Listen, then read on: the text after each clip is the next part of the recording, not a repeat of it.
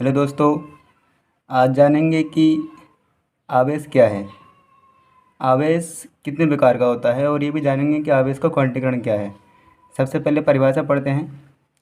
लिखा हुआ है, आवेश किसी वस्तु का वह गुण है जिसके कारण वस्तु चुंबकीय तथा वैद्युत गुण प्रदर्शित करती है।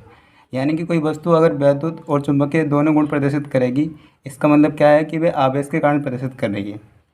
आवेश कितने कितने प्रकार का हो सकता है, तो सबसे पहले समझते हैं कि आवेश कितने प्रकार का होता है। तो लिखते हैं, आवेश दो प्रकार का होता है।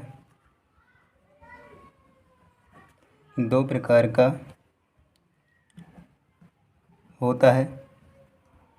नंबर एक है धनात्मक आवेश। धनात्मक आवेश जिसको पॉजिटिव चार्ज भी कहते हैं। Positive charge. नंबर दो है ऋणात्मक आवेश। ऋणात्मक आवेश जिसको इंग्लिश में नेगेटिव चार्ज भी कहते हैं। अब थोड़ा ये ध्यान देने वाली बात यहाँ पर यह है कि देखो, आवेश में लिखा हुआ आवेश के बारे में कि आवेश वैद्युत तथा चुंबकीय दोनों गुण प्रदर्शित करता है। तो पहले समझ लेते हैं कि वैद्युत गुण का प्रदर्शित करेगा और चुंबकीय गुण प्रदर्शित करेगा। तो देखते हैं, जैसे मान लेते हैं कोई ये तल है जिस पर कोई आवेश रखा हुआ है इस तरीके से, और एक की तल है जिस पर कोई आवेश रखा हुआ है +Q। अगर यह आवेश स्थिर है तब यह आवेश केवल और केवल वैद्युत गुण प्रदर्शित करेगा। लेकिन अगर यह आवेश गतिशील है, मतलब कि गति की अवस्था में है, मोशन में है, तब यह आवेश वैद्युत तथा चुंबकीय दोनों गुण प्रदर्शित करेगा। तो इससे तो समझ में आ जाता है कि चुंबकीय गुण तब प्रदर्शित होता है जब कोई आवेश गतिशील अवस्था में होता है, और वैद्युत गुण तब प्रदर्शित होता है जब केवल आवेश स्थिर अवस्था में होता है। अभी समझते हैं कि धनात्मक और ऋणात्मक आवेश कैसे उत्पन्न होता है। यदि किसी भी छड़ को मान लेते, मैंने एक ये कांच की छड़ ले ली और इसको रेशम से रगड़ दिया। क्या देखते हैं कि रेशम से रगड़ने के बाद इस पर चार्ज आ जाता है। और एक दूसरी छड़ उसको भी ले लेता हूँ मैं, वो भी कांच की है, और उसको भी अगर रेशम से रगड़ा है तो उस पर भी एक चार्ज आ जाता है।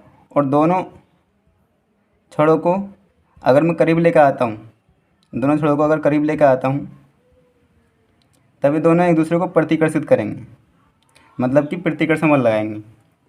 दोनों कांच की छड़ हैं।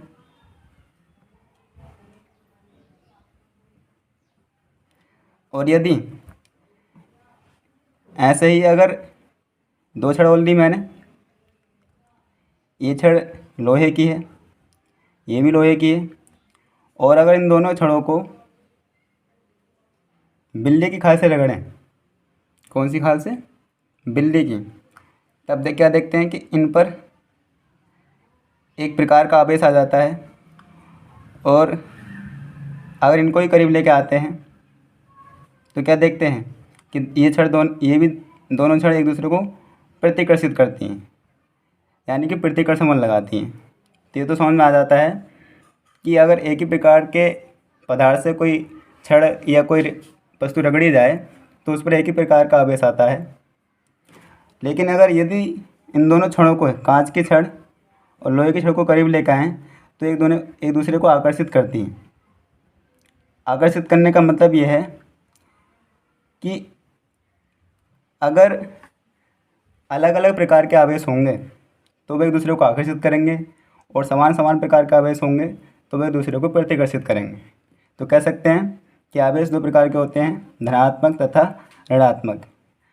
यदि कोई वस्तु दूसरी वस्तु पर रगड़ी जाती है तो पहली वस्तु पर धनात्मक आवेश आ जाता है तथा दूसरी वस्तु पर ऋणात्मक आवेश आ जाता है। एक ही प्रकार के आवेशों को एक ही प्रकार के आवेशों को सजातीय आवेश कहते हैं तथा असमान आवेशों को विजातीय आवेश कहते हैं। बच्चों पेपर में बहुत पूछा जाता है प्रश्न ये कि सजातीय और विजातीय आवेश क्या हैं। तो बहुत ही आसान क्वेश्चन है कि अगर आवेश एक ही प्रकार के हैं तो सजातीय हैं और अलग अलग प्रकार के हैं तो विजातीय हैं। आप समझते हैं कि आवेश का क्वांटीकरण क्या होता है। आवेश का क्वांटीकरण, आवेश का क्वांटीकरण, ये इंग्लिश में क्या है तो क्वांटाइजेशन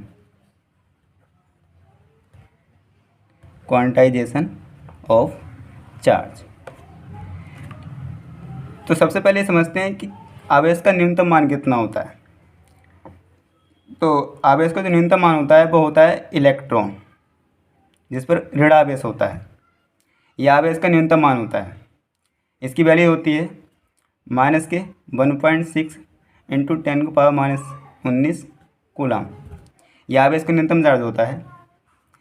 तो आवेश के क्वांटीकरण से मतलब है कि किसी भी वस्तु पर, जैसे कि ये कोई वस्तु है और इस पर कम से कम 1 इलेक्ट्रॉन के बराबर चार्ज तो ज़रूरी होगा, जिसे न्यूनतम आवेश कहते हैं। मतलब कि किसी भी वस्तु पर कुल आवेश जो होता है वो उसके न्यूनतम आवेश का पूर्ण गुणक होगा, यानी कि पूर्ण गुणक।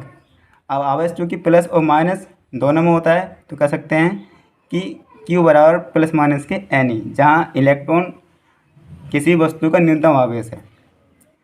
यहाँ पर n एक पूर्णांक है, जिसका मान 0, 1, 2, 3, 4, 5, 6 हो जाता है। अब ये संख्याएं प्लस माइनस दोनों में हो सकती हैं, क्योंकि मैंने बताया कि आवेश पॉजिटिव और नेगेटिव दोनों रूप में होता है। यहाँ पर ये ध्यान देना ज़रूरी है कि n की वैल्यू प्लस माइनस 1/2 या फिर प्लस माइनस 2/3 या फिर प्लस माइनस 3/5 इसी तरीके से नहीं होती है, क्योंकि आवेश कभी भिन्नात्मक रूप में नहीं होता, हमेशा पूर्णांक के रूप में होता है। इसी को आवेश का क्वांटीकरण कहते हैं। तो इस वीडियो में बस इतना ही। अगले वीडियो में जानेंगे कि आवेश का इलेक्ट्रॉनिक सिद्धांत क्या है। जय हिंद।